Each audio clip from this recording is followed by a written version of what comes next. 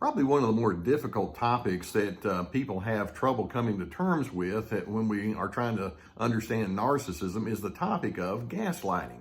And the reason it's difficult is because sometimes it can be so subtle. Now, let's keep in mind that gaslighting is all about the narcissist trying to manipulate you into believing that what you think is true really is not. They want to create doubt and confusion on the inside of you, because the more doubtful you are or the less certain you are about what's going on, then that allows them to hold on to the pen as they write the narrative, and they're the ones that's going to have the final say about what's really happening in life between them and you. It's actually a form of passive-aggressive behavior, which is a whole other topic to get into. But today I want to put you on to 8 very common phrases that narcissists can use as they're gaslighting you, and these are red flags that you can just see waving loud and clear, and it allows you to know what you're up against, because as you're able to spot these, then that means you're also going to be able to stay out of their clutches as they try their passive-aggressive manipulations on you. Now, the first phrase or comment that I want you to be on to is the narcissist can come to you and say, we just don't communicate. Now, you can have a history with that person where, sure enough, you have multiple efforts to try to come to terms with what you believe or how to handle things or how to interpret various events, and those communications just don't end well. Maybe there's a lot of arguing or there's a lot of silence in the aftermath. So the narcissist can come back and say, we're just not communicating. Well, actually, that's a false statement from start to finish. There is no such thing as no communication. I can go 2 weeks and not say anything to you, but that communicates something. So when the narcissist says we're just not communicating, what they really mean is, I don't like what you say, or I don't like how you say it, or I don't like what you're wanting from me as you're trying to explain yourself to me. And so rather than saying, why don't we slow down and have a good understanding of what healthy communication would require, they can't do that. They don't think in those kind of terms. Basically, they just think you're a nuisance and you're getting in my way. And every time I try to say something to be in control, you try to come up and question me. We're just not communicating. And what it does is it puts the onus back on you. In essence, they're implying you're a very troublesome individual, and I wish that you could communicate better, which means be quiet and just agree with everything I say. A second thing or comment that is a red flag that shows that you're being gaslit is sometimes a narcissist can say, well, if I did anything wrong, I'm sorry. Or there can be a corollary to that, please forgive me if I made some mistakes. Now, you notice what's going on there? It's vague, it's ambiguous, and ultimately it's putting the focus back onto you. Because the implication, when the narcissist says, if I did anything wrong, I'm sorry, the implication is there's a real high probability that you're not interpreting me very well. Now, it may be that they told you lies, or they did something that was grossly inappropriate, or they screamed at somebody. But it's like, well, if that was wrong, in other words, if you interpret that in your own harsh, judgmental way, I'm sorry. But the implication is, I don't really think I've done anything wrong. But they want you to have to be the one that has to decide, well, am I correct or incorrect in the way I saw that? And that keeps some of that confusion alive. How about a third comment that's a red flag that you're being gaslit?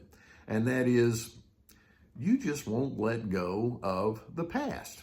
Now, let's suppose that sure enough, there has been something that's happened in the past, whether there's been some really bad anger outbursts and really ugly exchanges, or maybe they've mistreated someone, or they've made some colossal moral mistakes or miscalculations with money and all the rest. They can, a corollary to that, you just won't let go of the past.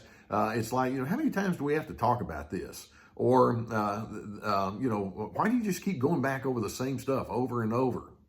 What they're really saying is, I don't like the fact that you need to kind of hash out what's happened between the two of us. Actually, it can be legitimate for you to say, I'm trying to get a handle on what you and I have been through. Can we talk about it?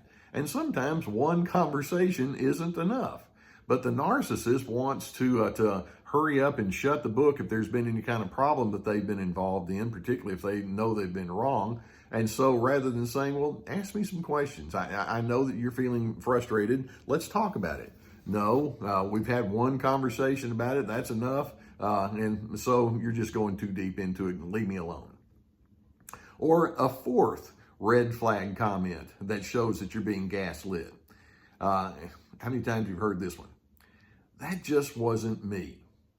Now, I can have a guy, let's say, that comes into my counseling office and he'll tell me about the day before he lost his temper and was screaming and shouting and cursing and slamming things and all of that. And then he comes into my office trying to figure out what was going on. And usually he's hauled into my office by the other person. And they'll tell the story and then he'll break out with that comment, that just wasn't me. And I'm thinking, well, then who was it? Whenever a narcissist uses that phrase, that just wasn't me, it's usually in the aftermath of poor judgment. Whether it's something that was where there was sexual impropriety involved, or alcohol abuse or misuse was there, money mismanagement, or gross irresponsibilities, and then they come in and the other person's wanting to talk about it. It's like, yeah, I know, but that's just not me. And what they're trying to do is put the focus on the fact that me most of the time does all sorts of things right. And so if I do anything wrong, I don't want to have to take responsibility for that. Can't we just put it on the scales and the good outweighs the bad? And it's their way of just trying to sidestep the responsibility.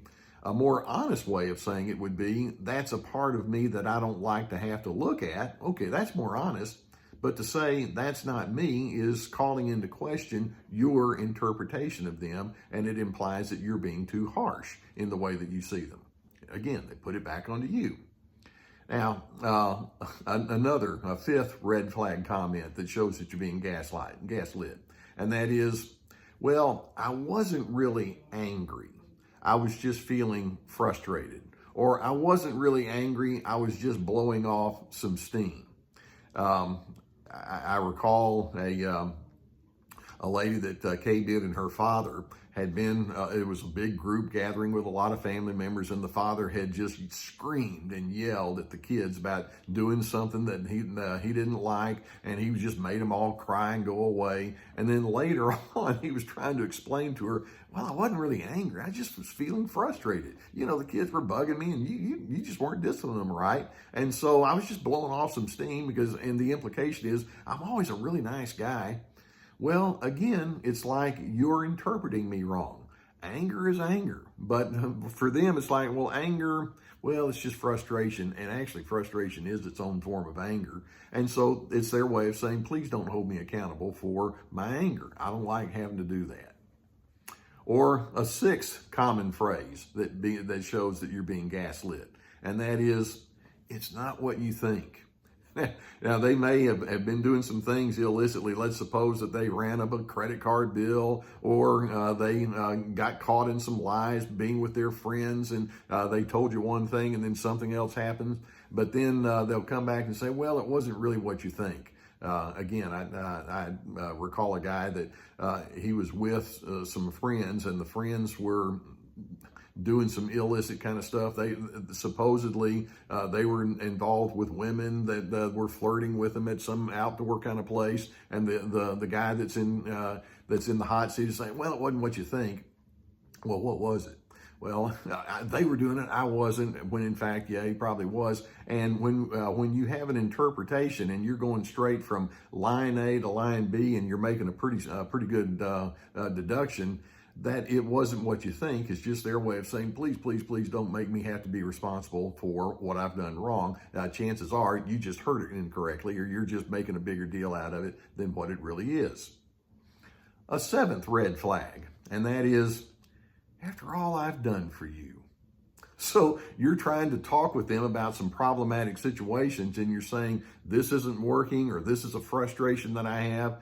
And it's kind of like they're caught red-handed. So rather than saying, you caught me red-handed, it's like, after all the things I've done for you, who bought you that nice gift at your birthday? Or who told your friends all these nice things about you? That was me.